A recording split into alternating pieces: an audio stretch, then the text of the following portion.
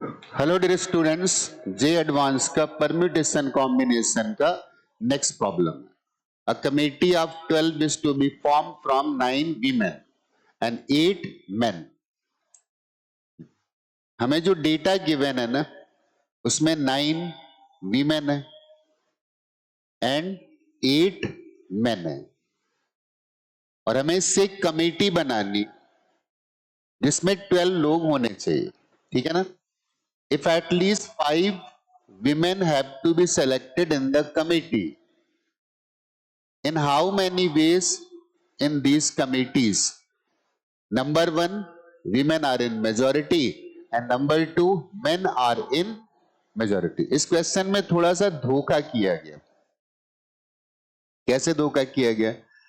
हमें यहीं से लगने लगता है कि उसने ये पूछ लिया हमसे, 5 women have to be selected in the committee, in how many? At least 5। तो ये एक्चुअली डेटा दे रहा है। जब उसने पूछा in how many ways these committees can be formed, इसका मतलब क्वेश्चन ये नहीं है in how many ways in these committees. Question पहला ये है और दूसरा क्वेश्चन हमारे पास ये। ऊपर जो लिखा है वो क्वेश्चन नहीं है, वो तो इंस्ट्रक्शन है। ठीक है ना? तो ऊपर वाले इंस्ट्रक्शन को अगर ध्यान से देखें तो उसने बोला है कि 5 वीमेन होनी ही चाहिए। ठीक है ना? इसके बाद वीमेन मेजॉरिटी में भी होनी चाहिए और मेन मेजॉरिटी में होना चाहिए। तो सबसे पहले हम लोग फर्स्ट वाला केस सॉल्व करते हैं कि विमेन आर इन मेजॉरिटी। ठीक है ना? तो फर्स्ट वाले केस में अगर विमेन मेजॉरिटी में है तो मैं देख लेता हूं विमेन मेजॉरिटी में होंगे कैसे। कैसे हो सकते हैं? 12 लोगों की कमेटी बनानी, विमेन का नंबर मेन से ज्यादा होना चाहिए। तो एक केस तो ये हो सकता है ना कि 7 वीमेन हो और 5 मेन आ जाए।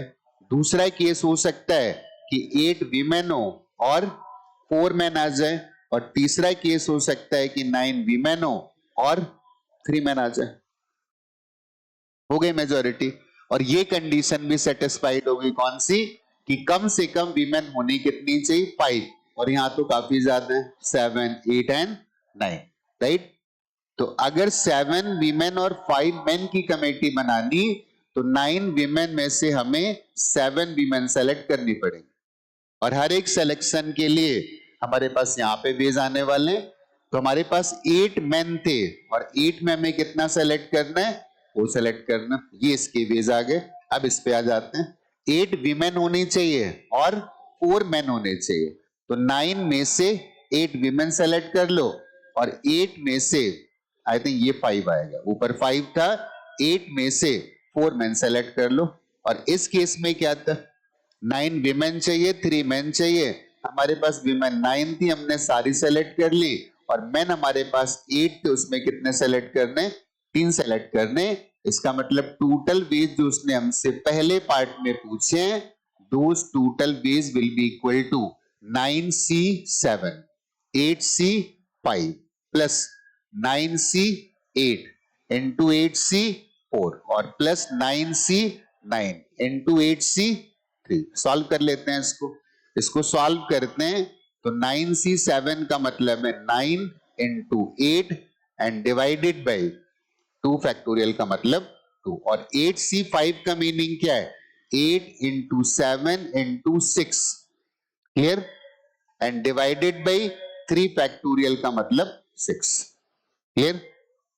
ये तो पहला पार्ट हो गया। दूसरे पार्ट में क्या आएगा? 9C8 का मतलब सिंपली 9 है, और 8C4 का मतलब है 8 into 7 into 6 into 5 and divided by 4 into 3 into 2।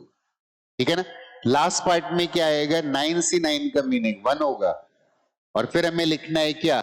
8C3। तो 8C3 का मतलब है 8 इंटू 7 इंटू 6। नीचे आएगा ना 3 फैक्टोरियल और 5 फैक्टोरियल, तो 5 तो कैंसिल हो गया और ये 3 फैक्टोरियल आ गया। ये 3 फैक्टोरियल इस 6 से कैंसिल होगा, यहां का 3 फैक्टोरियल इस 6 से कैंसिल होगा, ये 8 से कैंसिल कर देते हैं तो 2 आ जाएगा, और यहां पर 4 इंटू 2 8 से कैंसिल होगा, और इससे कैंसिल कर देंगे तो यहां पे 2 आ जाएगा। राइट? तो this will be 9 into 2 into 8 into 7 और plus 9 into 7 into 2 into 5। Clear? अब इसको सॉल्व करने की जरूरत है, तो क्या मैं सॉल्व करूं इसको, या कर सकते हो? ठीक है ना, पहले पार्ट का आंसर ही आ गया। फिर उसने बोला मेन आर इन मेजोरिटी, ठीक है ना, तो मेन मेजोरिटी में कैसे हो सकते हैं चेक कर लेते हैं। 9 वीमेन है, 8 मेन है, 9 वीमेन और 8 मेन, और हमें इससे कमेटी कितने की बनानी, 12 की बनानी, और मेन को अगर मेजोरिटी में रखना है तो ऐसा हो सकता है 7 मेन आ सकते हैं या 8 मेन आ सकते हैं। जब 7 मेन आएंगे तो 5 वीमेन आएंगे, और 8 मेन अगर आ जाएंगे तो 4 वीमेन आएंगे। लेकिन इसमें से एक केस हमारे मतलब का नहीं। कौन सा मतलब का नहीं? उसने पहले ही एक बात बोल रखी है कि कमेटी में कम से कम 5 होनी चाहिए। इसका मतलब ये पहली कंडीशन को डिनाई करता है। हमारे पास बस एक ही बात बची कि 7 मेन एंड 5 वीमेन। तो कितने वेज आ जाएंगे?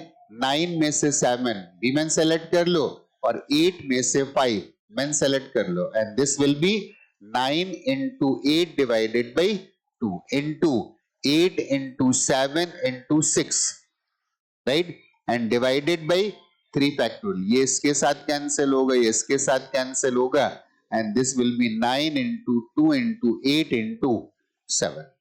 ठीक है ना, कितना आएगा? 63 into 60। इसको सॉल्व कर लेते हैं।